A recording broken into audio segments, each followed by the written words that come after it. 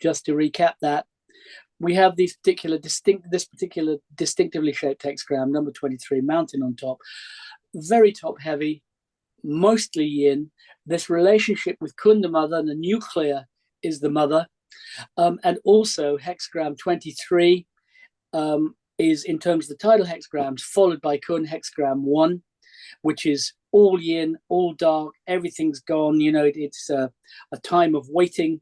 It's the time of December and January, you know, where we recharge and everything stops for a while. I mean, everyone knows that from about the 10th of December, you can't get anything done. And we're kind of programmed to overeat during December and to be pretty quiet during January, and everything starts again in February. So the sequence of the hexagrams works like this because bow stripping will turn organically into Kun next, and the next one would be food return number 24, which would be a yang at the bottom and then 5 yins.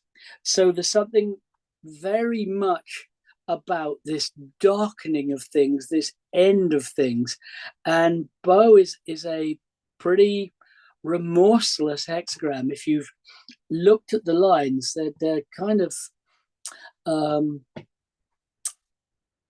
what's the word for it? Stark, perhaps. Anyway, so technically the balance 5 yin, 1 yang, where there is what's called correspondence, which means where yin lines can combine with yang lines, so there is a connection between the people and the powers that be. We only have this between line 3 and line 6, because line 3 is yin and line 6 is yang. So there's very little join up between power and people. So I'd be tempted to say it is about a disregard by the powers that be for people. And if you were to find this in your personal life, it might be about your boss, it might be maybe about your parents, it might be about authority figures, but it's about them being out of touch. There is just one place where there is what's called coupling, where there's a yin and a yang next to each other. So there's a yin line at the 5th and a yang line at the 6th. So there's some potential cooperation there. As we go through the lines, we will see that, I expect. The ruler is at the 6th. So the ruler has his head in the clouds, which could be he's a ruler who is deeply spiritual. It could be a ruler, as I say, who is out to lunch. The ideograph is a knife in the act of carving. And this is about stripping. It's about carving away, cutting away. It's about cutting to right into the bone. And it is also, just to give you all that information, it is the 9th tidal hexagram. So if we look at the Gua text, that is the text of the whole hexagram, Buli Yo Wang, I won't attempt to pronounce that tonally, I'm sure that's wrong. But what it means is there is no profit in having a place to go, which is a phrase that comes up frequently in the Book of Changes, which kind of means we've got a dead end here. Now, whether a hexagram is telling you what is so, what's about to be so, or warning you what might be about to so, and this being the action you should take, is something that you will have to pay attention to distinguish. But what I would say is that it's saying there is little value in stripping without an objective. And what we have here is a process, as I say, of stripping to the bone. It might be in a financial situation where it is an attempt to cut the outgoings to a point where a budget balances. That might be an international thing, it might be a domestic thing, but it's quite a negative thing, and it's a balancing thing. And this is suggesting that if you have to choose between keeping your house warm and eating, that's something's been cut back too far. If you have to choose between feeding your children and feeding yourself, something has been cut back too far. And if you have to choose between, oh gosh, how would I put this? Eliminating an awful lot of people at the risk of eliminating significant majority of the innocent, you're probably gone a bit far. So it's a bit of a harsh thing to flay, to whip, punishment. These are meanings for it. One expert, Peter Firebrace, said that you might be atoning for hexagram 22, which is perhaps about atavistic practices, about strange sacrificial practices, cruelty perhaps. And number 18, which is where we deal with our blockages and distractions and things that keep us from greatness, if you will.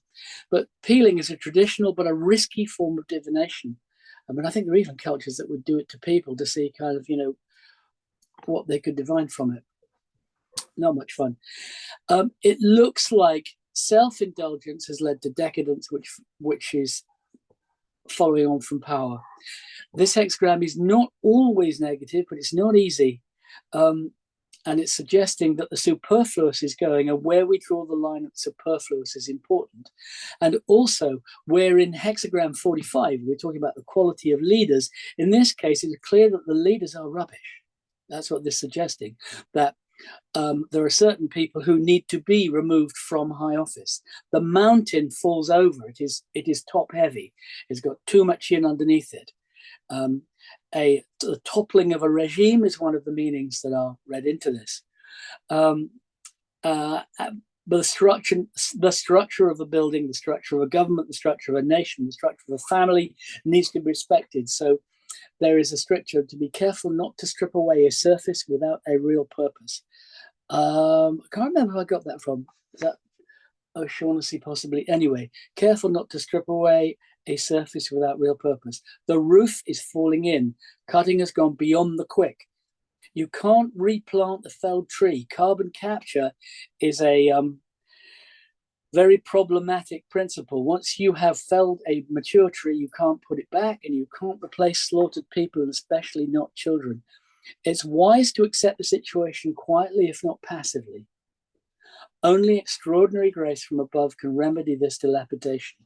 Those in charge are probably not paying attention, and their power base is so narrow as to topple at any moment.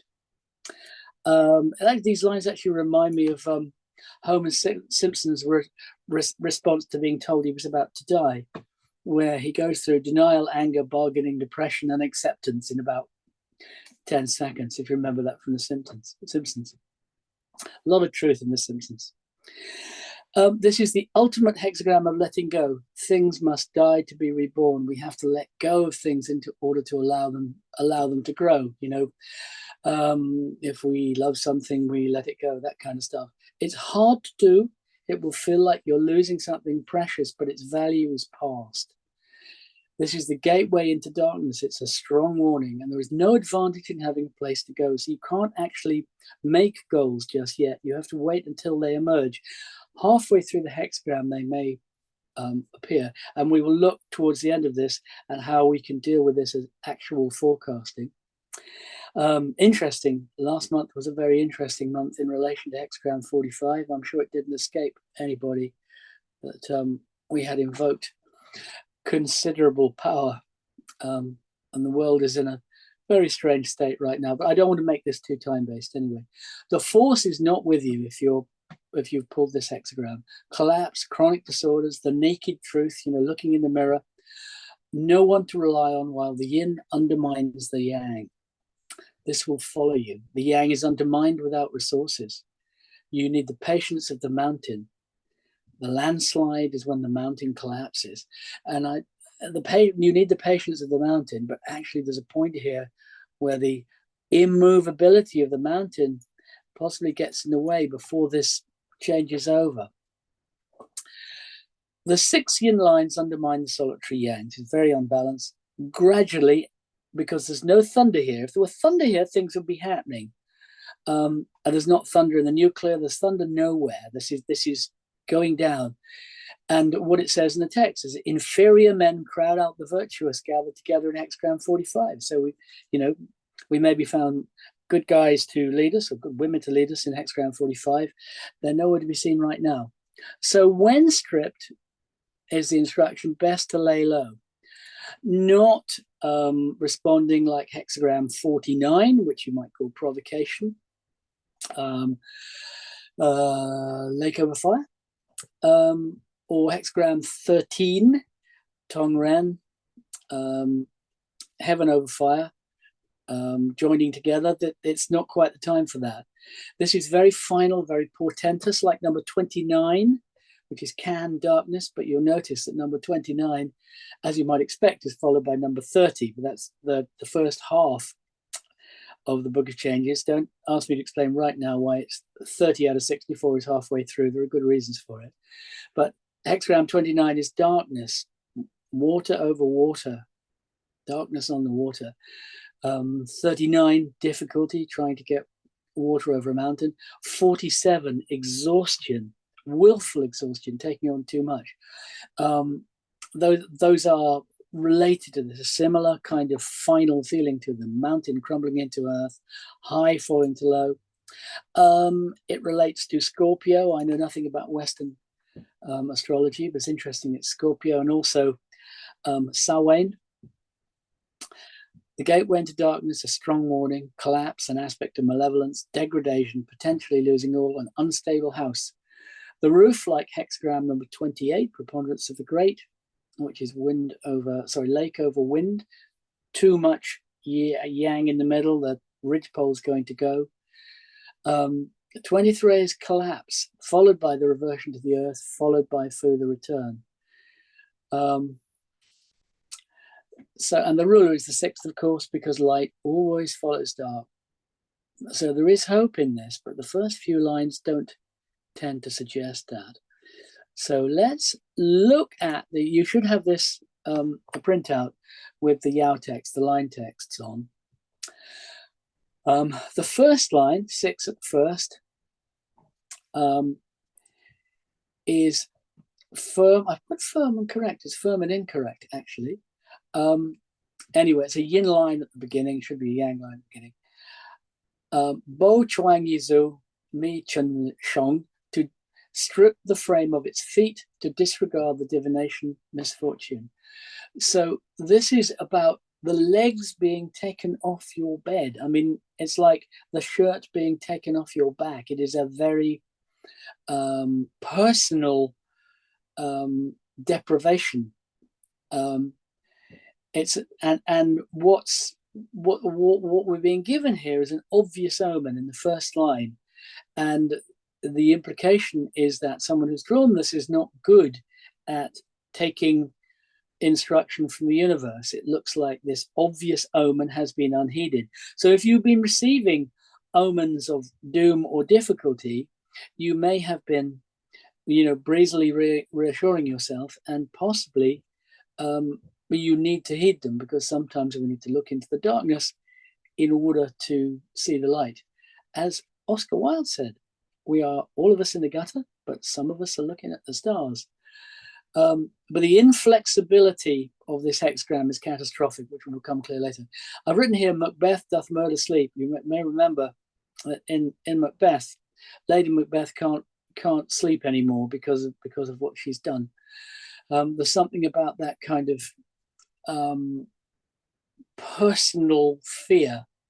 The idea of killing a king while he is your guest is one of the biggest taboos traditionally. But your rest is broken. Evil encroaches upon the righteous, is what Alfred Huang says. So, and this is what is sometimes called the host. Yang at the most superficial level is what will happen if it changes.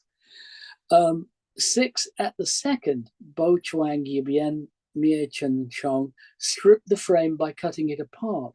So we're actually taking the bed apart now. It's, your mattress is being taken away. And this line being yin would be connected with the 5th. If the 5th was a yang line, there might be some help. But it is the nature of the universe talking to us, perhaps, that first it whispers, and then it talks a bit more loudly. Then it talks a bit more loudly, and finally it slaps us around the head, clubs us around the ear. So this is about listening before it's too late. Both of these lines are saying the damage is already done. The third line, stripped no error, Bo Chi Wu Ju, it's all gone, stripped to the bone. It's almost like there's nothing here. Cut away above and below. This line is independent and inflexible, but it is in touch with the ruler at the 6th. So there's a beginning of some hope here. And we'll look a little bit later at how you might relate these to the weeks of the month, in order to use these somehow as guidance and forecast. But the stripping is going on, the peeling away is still going on. We are entering the darkness.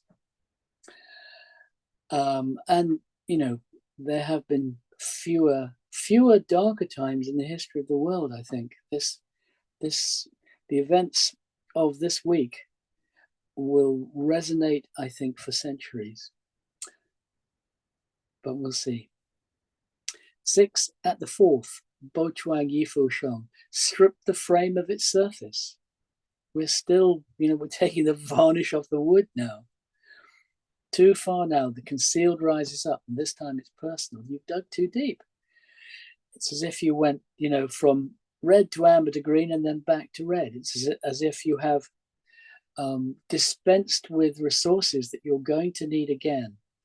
And on a higher level, it's as if those who deal with global economies have spent so much effort in getting money to go up the food chain that there's nothing left down the food chain for them to bring further up it.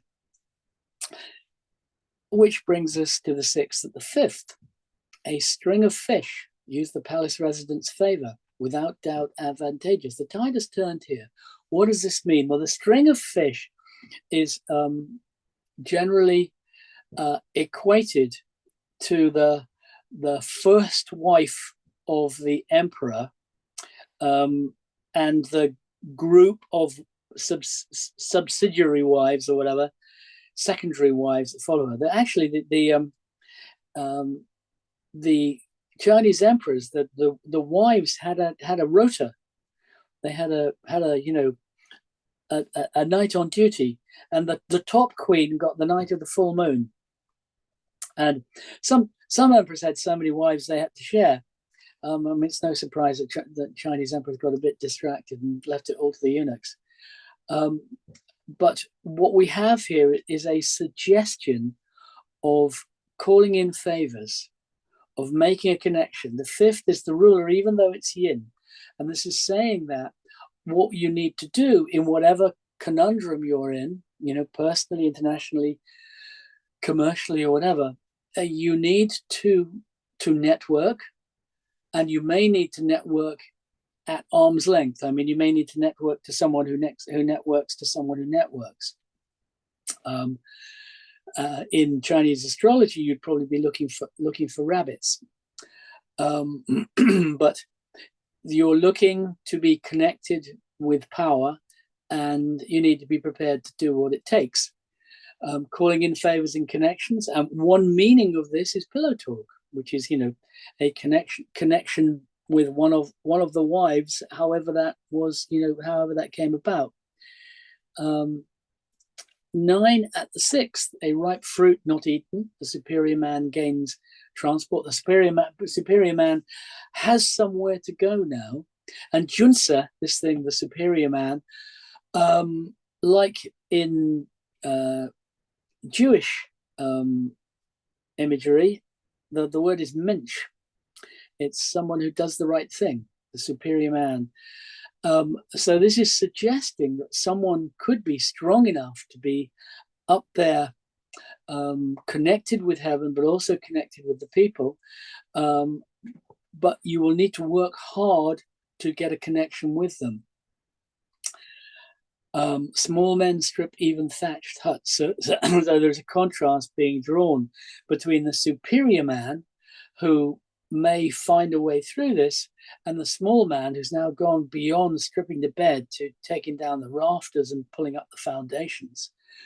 And one gloss on that is that the privileged are out of touch. So one way of reading this is that connection is not made.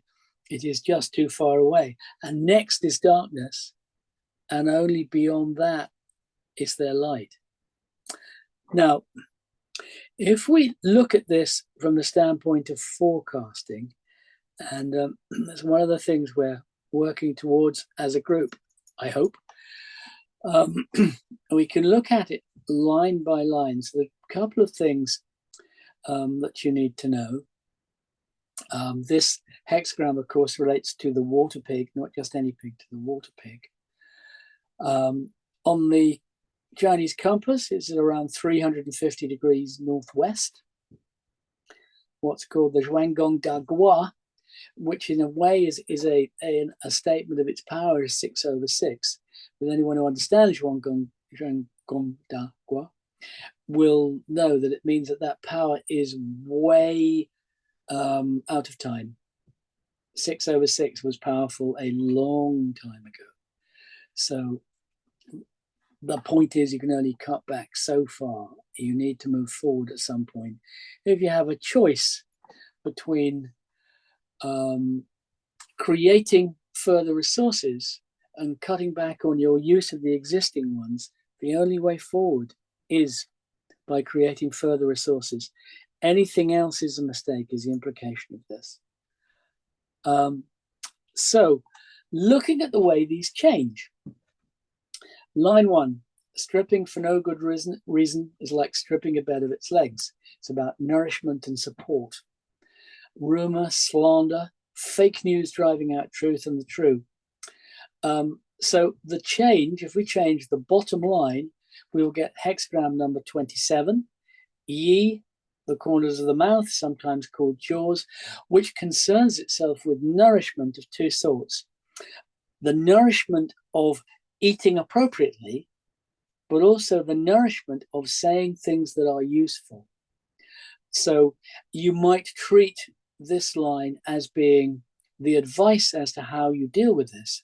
How you deal with this is to look at your own behavior and about the way that your own words nourish or don't, about the way that your own work serves or not, whether your purpose in what you do is centrally to serve.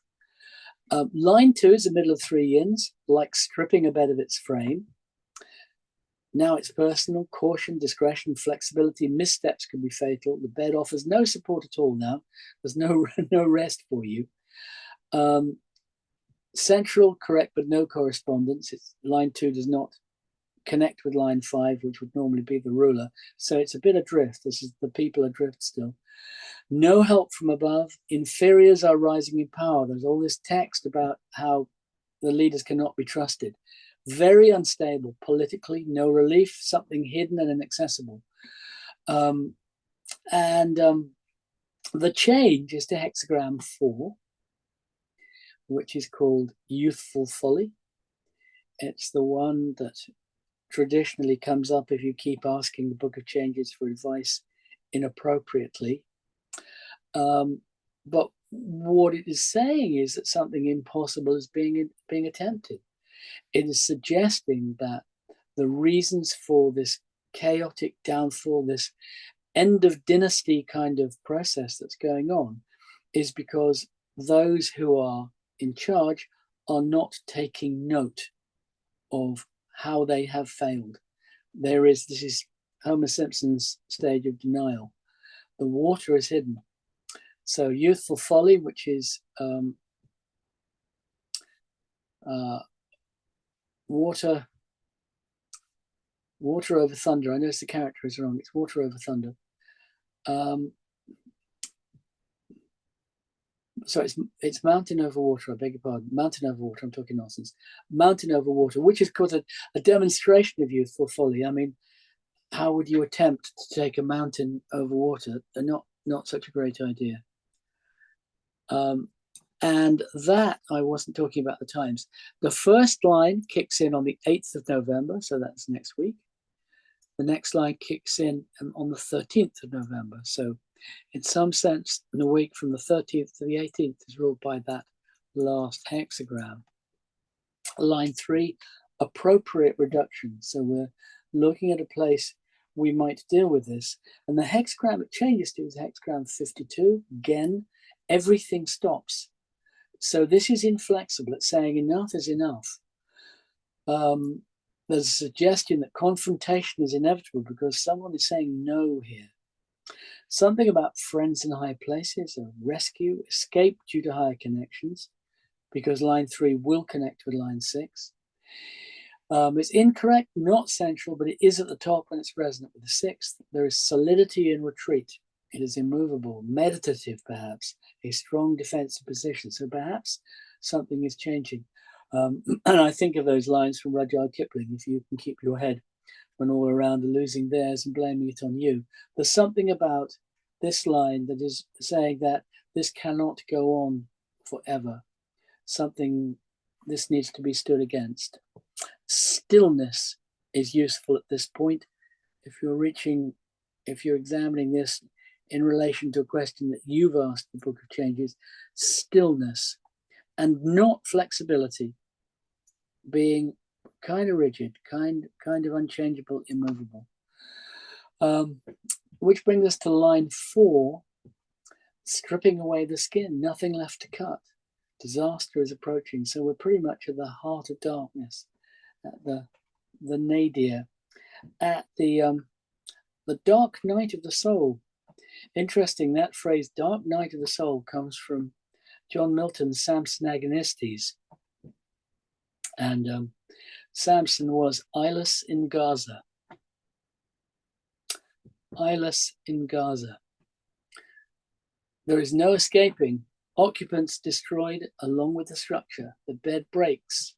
A deeper attack. The promise of a new day. There's a silver lining, but this is the darkest point.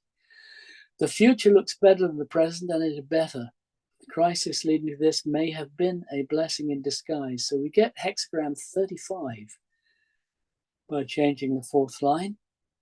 Jinn, progress, sunrise. And I remember when I was first studying the Book of Changes, I mean, I've been using the Book of Changes for all of my life almost.